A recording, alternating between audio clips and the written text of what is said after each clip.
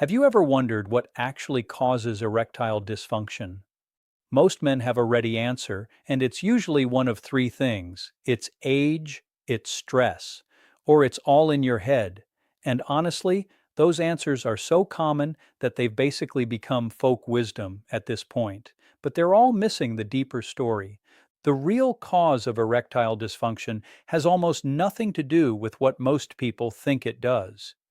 It's a story about blood vessels. And here's the part that makes it genuinely fascinating. The very same mechanism that controls erectile function also controls your heart, your brain, and your entire cardiovascular system. So, the question of what causes ED is really a question about what's happening inside your arteries. And once you see it that way, the answer to this video's title, including the exercise that the research keeps pointing to A, is going to feel completely obvious. Not because I said so, but because you'll understand why. Now, I want to be honest with you right from the start. This is not going to be one of those videos that promises a miracle supplement or tells you that some obscure root powder is going to unlock your manhood overnight. I find that kind of content genuinely frustrating because the actual biology of what happens in your body is so much more interesting than a bottle of pills. And it's more useful too.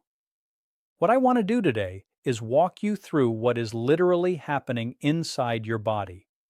The chemistry of blood flow, the signaling molecule that makes erection possible, the muscles that most men have never even heard of that are directly involved in the process, and the actual clinical research that has tested the exercise in question, not anecdotes, not testimonials, controlled studies. I also want to address something important early because this is a topic where honesty matters. I'm not a doctor. Nothing in this video is medical advice for your specific situation, and it's not meant to be. What this video is a plain language walk through what the research shows, so you can walk into any conversation with your own doctor better informed. That's the kind of knowledge that actually sticks. When you know the reason behind the rule, you never forget the rule. And this particular reason, once you understand it, changes how you look at your own body for the rest of your life. So let's build it from the ground up. Let's start with a question that almost nobody ever asks. What is an erection mechanically? If you had to design a system that could do what the human body does here, you would need exactly three components. You'd need a way to get blood in quickly. You'd need a way to trap it so the tissue stays pressurized. And you'd need a command signal that coordinates the whole thing. All three have to work for the system to function. Here's what actually happens. The penis contains two long chambers of spongy erectile tissue called the corpora cavernosa, literally, cavernous bodies, because the tissue is full of spaces that can fill with blood, like a sponge. When sexual arousal occurs, a signal travels from the brain down through the nervous system, and that signal triggers the release of a molecule called nitric oxide from the endothelial cells, the thin, delicate layer of cells that lines the inside of every blood vessel in your body. Nitric oxide is the unlock key. It's a tiny gas molecule, and it diffuses directly into the smooth muscle cells of the artery walls, where it sets off a chemical cascade that relaxes those muscles. The arteries widen, blood floods in. The spongy chambers fill, expand, and here's the elegant part. As they expand, they press outward against the veins that would normally drain blood away, literally squeezing them shut. Blood goes in, the exit closes, pressure builds, and the tissue becomes rigid. It is a hydraulic system. Think of a balloon being filled by a hose, with the valve at the end closing to hold the pressure in. The erection is not a mystery. It's plumbing, it's pressure, it's flow, and that nitric oxide story is one of the most important discoveries in modern medicine. In the 1980s, researchers including Robert Furchgott, Louis Ignarro, and Farid Murad worked out that this humble gas molecule was the body's master signal for relaxing blood vessels, work that earned them the Nobel Prize in Physiology or Medicine in 1998. When I say that erection is fundamentally a vascular event, this is exactly what I mean. It is blood flow, it is the health of your endothelium, it is nitric oxide availability. Everything downstream depends on that system working, which means the health of your erection is, in a very real sense, a report on the health of your blood vessels. And that leads directly to the part that most people completely miss. Here's the part that most people completely miss, and this is the part I really want you to hold on to. Erectile dysfunction is rarely the disease itself, it's the early warning system. Think about the anatomy for a second. Your penile arteries are tiny, roughly 1 to 2 millimeters in diameter. The arteries feeding your heart are considerably larger. Now, when the inner lining of your arteries starts to get damaged, when plaque builds up, when the endothelium stops producing nitric oxide properly, when blood vessels lose their flexibility, that process doesn't happen everywhere at once. It starts in the smallest vessels first because they're the most sensitive to narrowing. A tiny reduction in diameter that barely registers in a big artery can be the difference between normal flow and severely reduced flow in a 1 millimeter vessel. Medical researchers have a name for this condition of damaged, stiff, poorly functioning blood vessel lining. It's called endothelial dysfunction, and it is the common thread running through almost every case of erectile dysfunction that has a physical cause. Here's the striking implication.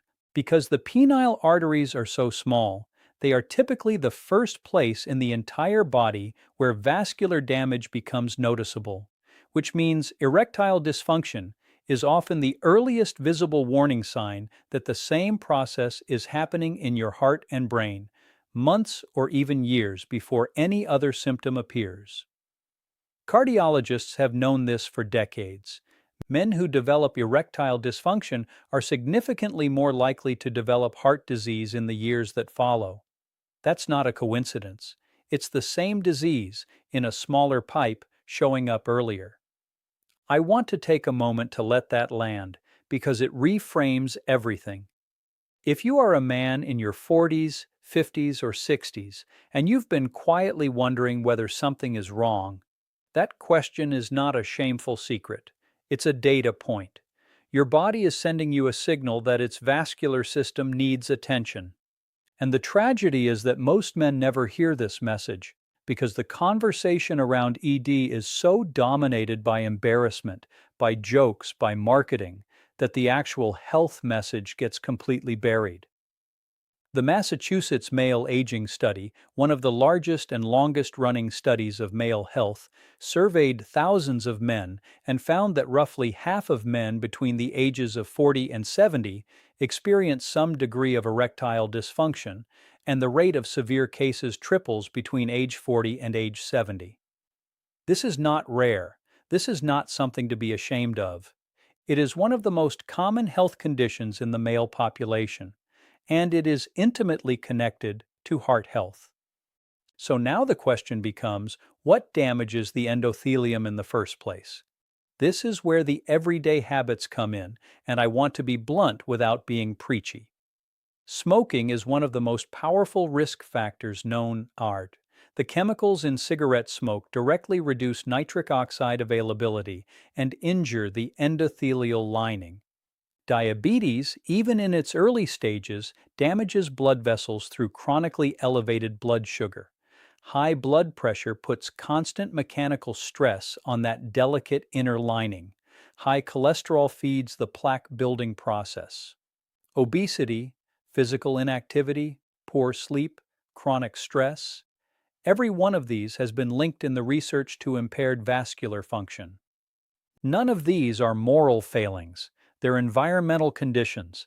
They're things that accumulate slowly, over years, silently, until the smallest blood vessels in the body start raising their hand. And here's what makes this actually motivating instead of depressing. The endothelium is one of the most responsive tissues in the human body. It is not like a joint that's worn out or a bone that's broken. The inner lining of your blood vessels is constantly regenerating, constantly adapting to the demands you place on it. When you remove the insults and start supporting the system, measurable improvements in vascular function can be detected surprisingly quickly. This is why exercise research on erectile function keeps producing such consistent results. A meta-analysis published recently pooled data from 11 randomized controlled trials of aerobic exercise, trials where men with erectile dysfunction were randomly assigned to exercise or not. And men who exercised showed statistically significant improvements in erectile function compared to the control groups. Walking, jogging, cycling, swimming, the kind of exercise that makes your heart work and your blood vessels dilate, is also literally training your nitric oxide system. But the research points to something else as well, something more specific, something that most men have never heard of, which is why it's the title of this video. I'm talking about the pelvic floor muscles and the exercise that trains them. Let me explain why these muscles matter, because once you see the mechanism, you'll never forget it. Remember the three components of an erection? Blood in, blood trapped, command signal. The pelvic floor is the trap. Deep in the base of the pelvis sits a sling of muscles. The most famous of them are called the ischiocavernosus and the bulbocavernosus, and when you contract them, they do two remarkable things. First, they squeeze the blood-filled chambers at the base of the penis, pumping additional blood into the shaft and boosting internal pressure. Second, they clamp down on the veins that would drain blood away, tightening the valve, helping to keep the blood trapped. Research on pelvic floor function has shown that strong contractions of these muscles can drive the pressure inside the penis well above the pressure of your own blood flow. That's where true rigidity comes from.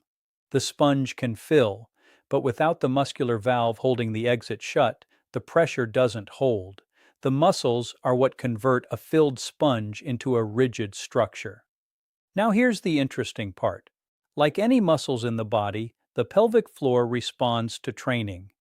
And in 2004, a research team led by physiotherapist Grace Dorey published the first randomized controlled trial of pelvic floor muscle training for erectile dysfunction. The first time this had ever been tested in the kind of study that medicine treats as gold standard evidence. Men with erectile dysfunction were randomly assigned to either pelvic floor training with biofeedback or a control group that received no specific training. The training group did twice daily pelvic floor exercises, plus lifestyle advice. 6 months later, the results were striking. In the training group, 40% of the men had regained normal erectile function. A further 35% had significantly improved. The men in the control group saw essentially no change. Let me say that again, because it deserves to land. 40% regained normal function and another third improved substantially from nothing more than a muscle training protocol. Since then, systematic reviews, the kind of studies that pool all the high-quality research on a question, have reached a remarkably consistent conclusion. A 2019 review in the physiotherapy literature concluded that pelvic floor muscle training appears effective in treating erectile dysfunction. A 2020 systematic review came to a similar verdict, noting that the majority of studies demonstrated improvements, while also flagging that the research would benefit from more standardized protocols. In other words, the evidence base is real. It's not one isolated study, it's a pattern.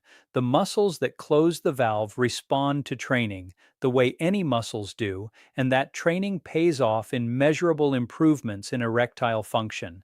So now I want to tell you specifically how to do this. Because knowing that pelvic floor training works is one thing, doing it properly is another. Most men who try Kegel exercises do them wrong or give up before the muscles have had time to respond. This exercise is not hard. It takes almost no time. It can be done anywhere, invisibly, while sitting at a desk or standing in line. But the details matter, so let me walk you through them. First, find the muscle.